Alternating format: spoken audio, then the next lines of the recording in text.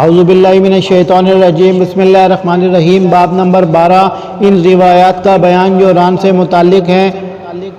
ابو عبداللہ حضرت امام بخاری رحمہ اللہ فرماتے ہیں کہ حضرت ابن عباس رضی اللہ عنہ، حضرت جرحد اور حضرت محمد بن جہش رضی اللہ عنہم سے بیان کیا جاتا ہے، وہ نبی صلی اللہ علیہ وآلہ وسلم سے روایت کرتے ہیں کہ ران چھپانے کی چیز ہے۔ حضرت انس رضی اللہ عنہ سے روایت ہے کہ نبی صلی اللہ علیہ وآلہ وسلم نے ایک مرتبہ اپنی ران کو کھول دیا۔ حضرت انس کی حدیث سند کے لحاظ سے قوی ہے، جبکہ احتیاط کا تقاضا ہے کہ حضرت جرحد رضی اللہ عنہ کی حدیث پر عمل کیا جائے تاکہ اس مسئلے میں جمع و تطبیق کے ذریعے سے علماء کے اختلاف سے نکلا جا سکے۔ حضرت ابو موسیٰ اشعری رضی اللہ عنہ کہتے ہیں، جب حضرت عثمان رضی اللہ عنہ آئے تو نبی صلی اللہ علیہ وآلہ وسلم نے اپنے گھٹنوں کو ڈھانک لیا۔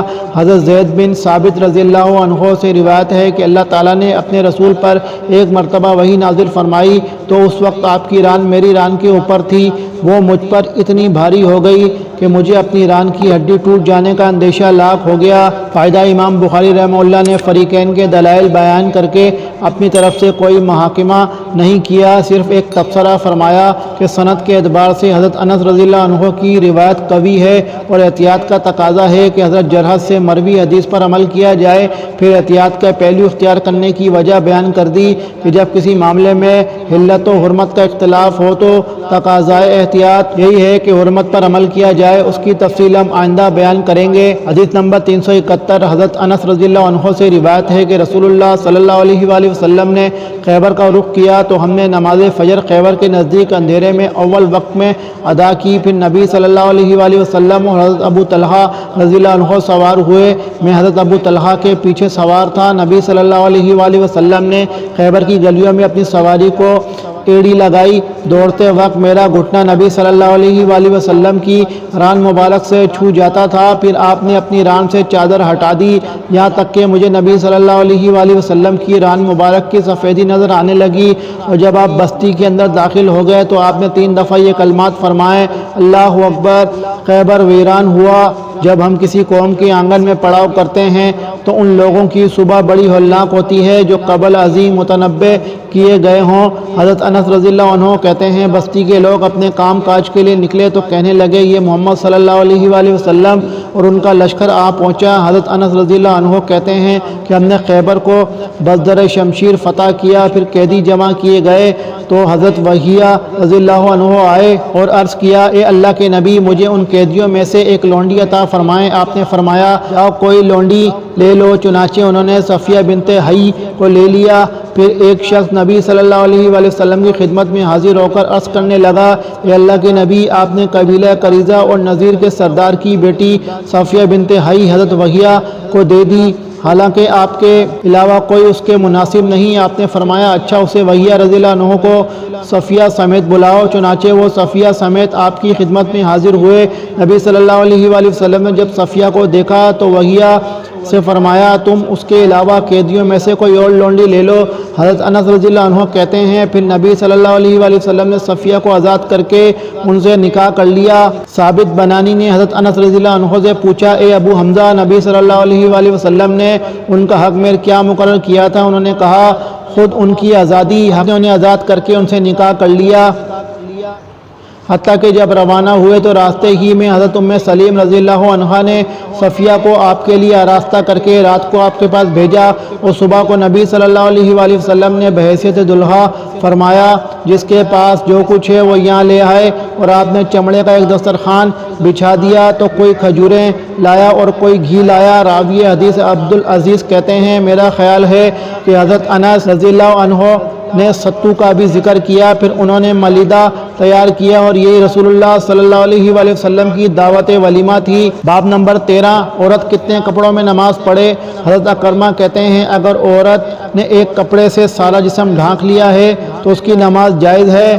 حدیث نمبر 372، حضرت عائشہ رضی اللہ عنہا سے روایت ہے، انہوں نے فرمایا، رسول اللہ صلی اللہ علیہ وآلہ وسلم صبح کی نماز پڑھتے تو آپ کے ہمراہ کچھ خواتین اپنی چادروں میں لپٹی ہوئی حاضر ہوتی تھیں، پھر فراغت کے بعد وہ اپنے گھروں کو ایسے لوٹ جاتی کہ انہیں کوئی پہچان نہیں سکتا تھا۔ فائدہ امام بخاری رحمہ اللہ کا مقصد یہ ہے کہ عورت اگر ایک ہی چادر میں اچھی طرح لپٹ کر نماز ادا کرے تو نماز درست ہے، کیونکہ اس حدیث میں صرف چادروں میں نماز پڑھنے کا ذکر ہے، ان کے ساتھ دوسرے کپڑوں کا ذکر نہیں ہوا ہے، چونکہ عورت کا پورا جسم چہرے اور ہاتھوں کے علاوہ قابل سطر ہے، اس لیے عورتوں کے معاملے میں صحت نماز کا دار و مدار کپڑوں کی گنتی پر نہیں بلکہ سطر پر ہے۔ اگر عورت سر سے پاؤں تک چادر لپیٹ لے تو نماز کے لیے کافی ہے۔ باب نمبر 14، جب کوئی منکش کپڑے میں نماز پڑھے اور دوران نماز میں کپڑے کے نقش و نگار کو دیکھے۔ حدیث نمبر 373، حضرت عائشہ رضی اللہ عنہا سے روایت ہے کہ نبی صلی اللہ علیہ وآلہ وسلم نے ایک دفعہ منکش چادر میں نماز پڑھی، آپ کی ایک نظر اس کے نقش و نگار پر پڑی تو آپ نے نماز سے فراغت کے بعد فرمایا، میری اس چادر کو ابو جہیم کے پاس واپس لے جاؤ اور ابو جہیم سے اس کی انجبانی سادہ چادر لے آؤ، کیونکہ اس منکش چادر نے مجھے ابھی اپنی نماز میں دوسری طرف متوجہ کر دیا تھا۔ ہشام بن عروہ نے اپنے باپ عروہ سے اور وہ حضرت عائشہ رضی اللہ عنہا سے بیان کرتے ہیں کہ نبی صلی اللہ علیہ وآلہ وسلم نے فرمایا، میں نے اس چادر کے نقش و نگار کی طرف بحالت نماز نظر کی تو مجھے اندیشہ ہوا کہ کہیں یہ مجھے فتنے میں نہ ڈال دے۔ فائدہ، رسول اللہ صلی اللہ علیہ وآلہ وسلم نے وہ چادر ابو جہیم رضی اللہ عنہ کو اس لیے واپس کی تھی کہ اسی نے آپ کو بطور ہدیہ بھیجی تھی، جیسا کہ حدیث میں ہے کہ حضرت ابو جہیم بن حذیفہ رضی اللہ عنہ نے رسول اللہ صلی اللہ علیہ وآلہ وسلم کو ایک منکش چادر بطور تحفہ بھیجی۔ اس سے یہ بھی معلوم ہوا کہ عطیہ بھیجنے والے کو اگر اس کا عطیہ واپس کر دیا جائے اور وہ خود اسے واپس لینے کا ارادہ نہ رکھتا ہو تو اسے واپس لینے میں کوئی حرج نہیں۔ رسول اللہ صلی اللہ علیہ وآلہ وسلم نے ابو جہیم کی دل جوئی کے لیے اس منکش چادر کی جگہ سادہ چادر لینے کا مطالبہ کیا تاکہ وہ اپنے ہدیے کی واپسی پر دل برداشتہ نہ ہو۔ باب نمبر 15، سلیب یا تصویر بنے کپڑے میں نماز پڑھے تو کیا نماز فاسد ہو جائے گی اور اس کے متعلق ممانعت کا بیان۔ حدیث نمبر 374، حضرت انس رضی اللہ عنہ سے روایت ہے، انہوں نے فرمایا، حضرت عائشہ رضی اللہ عنہا کے پاس ایک پردہ تھا جسے انہوں نے گھر کی ایک طرف لٹکا رکھا تھا۔ نبی صلی اللہ علیہ وآلہ وسلم نے اسے دیکھ کر فرمایا، ہمارے سامنے سے اپنا یہ پردہ ہٹا دو، کیونکہ اس کی تصویریں مسلسل میری نماز میں سامنے آتی رہی ہیں۔ فائدہ، اس روایت سے تصویر کے متعلق معلوم ہوا کہ نماز تو فاسد نہیں ہوگی، البتہ کراہت برقرار رہے گی۔ اس میں اگرچہ سلیب کا ذکر نہیں، تاہم رسول اللہ صلی اللہ علیہ وآلہ وسلم کو اس کا نقش درجہ قابل نفرت تھا کہ جہاں اس کا نقش پاتے اسے مٹا دیتے یا اکھاڑ دیتے۔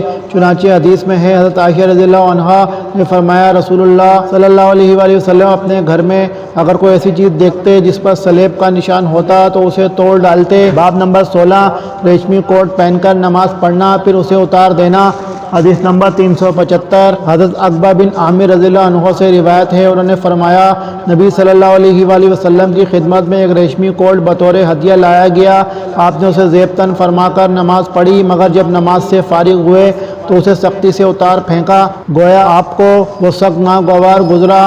نیز آپ نے فرمایا، تقوی شعار لوگوں کے لیے یہ غیر مناسب ہے۔ فائدہ، امام بخاری رحمہ اللہ کے نزدیک اگر کوئی شخص ریشم کا لباس پہن کر نماز پڑھتا ہے تو اس کی نماز ہو جائے گی، ریشم پہننے کا گناہ اسے ضرور ملے گا، کیونکہ اس کا پہننا مردوں کے لیے حرام ہے، جیسا کہ محرم کے لیے سلا ہوا کپڑا پہننا حرام ہے، لیکن اگر پہن لے اور نماز پڑھ لے تو اس کی نماز ہو جائے گی۔ باب نمبر 17، سرخ کپڑے میں نماز پڑھنا۔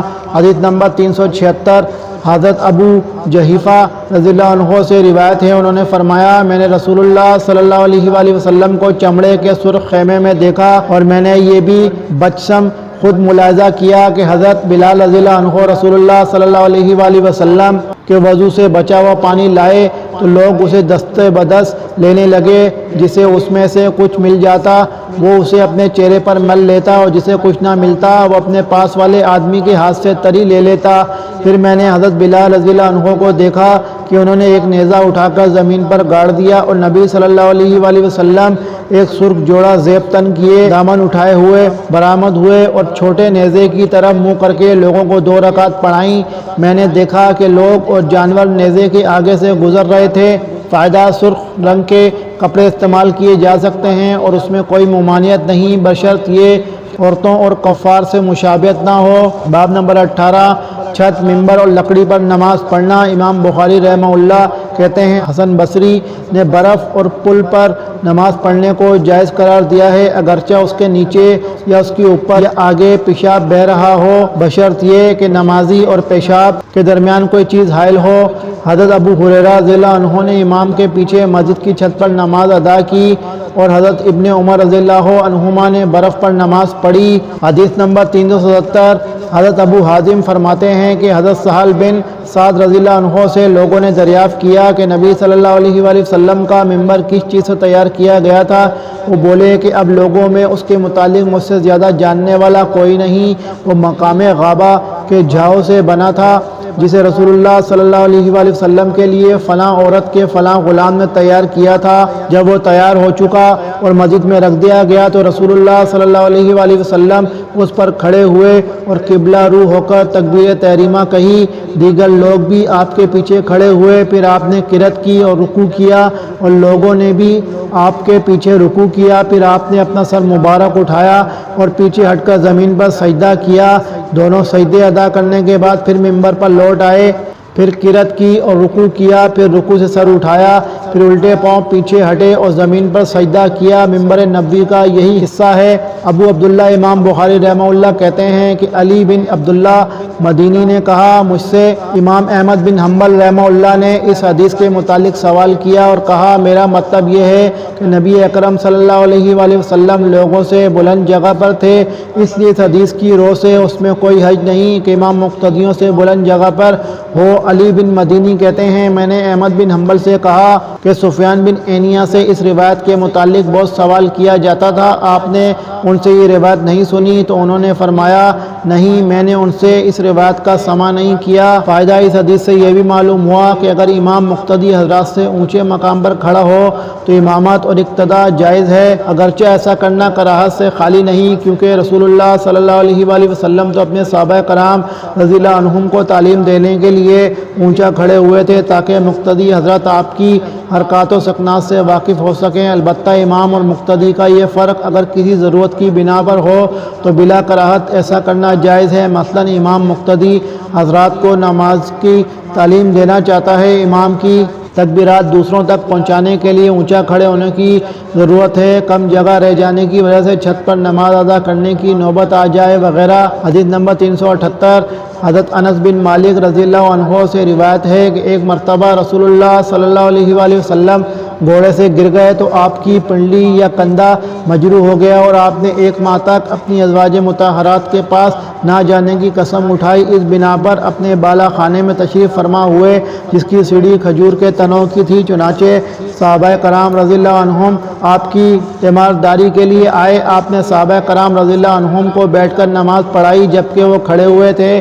جب آپ نے سلام پھیرا تو فرمایا، امام تو اس لیے بنایا جاتا ہے کہ اس کی اقتداء کی جائے، لہذا جب وہ تکبیر کہے تو تم بھی تکبیر کہو اور جب وہ رکوع کرے تو تم بھی رکوع کرو، اسی طرح جب وہ سجدہ کرے تو تم بھی سجدہ کرو، اور اگر وہ کھڑے ہو کر نماز پڑھے تو تم بھی کھڑے ہو کر اس کی اقتداء کرو۔ پھر آپ نے 29 دن پورے ہونے پر بالا خانے سے نزول فرمایا۔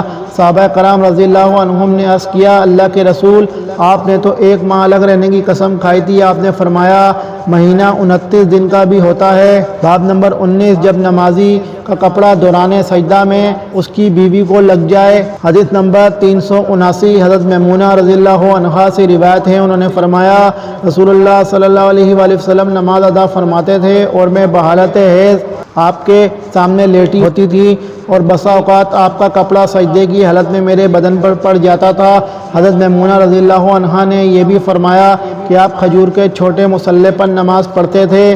باب نمبر 20 چٹائی پر نماز پڑھنے کا بیان۔ حضرت جابر بن عبداللہ اور حضرت ابو سعید خدری رضی اللہ عنہم نے کشتی میں کھڑے ہو کر نماز پڑھی۔ حضرت حسن بصری نے فرمایا، اگر تمہارے رفقا سفر میں کھڑے ہو کر نماز پڑھنے میں مشقت محسوس نہ کریں تو کھڑے ہو کر نماز پڑھنی چاہیے۔ بصورت دیگر بیٹھ کر نماز ادا کی جا سکتی ہے، لیکن ہر حال میں کشتی کے ساتھ قبلے کی سمت گھومتے رہنا چاہیے۔ حدیث نمبر 380 حضرت انس رضی اللہ عنہ سے روایت ہے کہ ان کی دادی حضرت ملکہ رضی اللہ عنہا نے رسول اللہ صلی اللہ علیہ وآلہ وسلم کو کھانے کے لیے دعوت دی جو انہوں نے آپ کے لیے تیار کیا تھا۔ آپ نے اس سے کچھ تناول فرمایا، پھر فرمانے لگے کھڑے ہو جاؤ، میں تمہیں نماز پڑھاؤں۔ حضرت انس رضی اللہ عنہ کہتے ہیں کہ میں نے ایک چٹائی کو اٹھایا جو کثرت استعمال کی وجہ سے سیاہ ہو گئی تھی، اسے پانی سے دھویا، پھر رسول اللہ صلی اللہ علیہ وآلہ وسلم اس پر کھڑے ہو گئے۔ میں نے اور ایک چھوٹے بچے نے آپ کے پیچھے صف بنائی اور بڑھیا ہمارے پیچھے کھڑی ہو گئی۔ اس طرح رسول اللہ صلی اللہ علیہ وآلہ وسلم نے ہمیں 2 رکعت پڑھائی۔ فراغت کے بعد آپ واپس تشریف لے گئے۔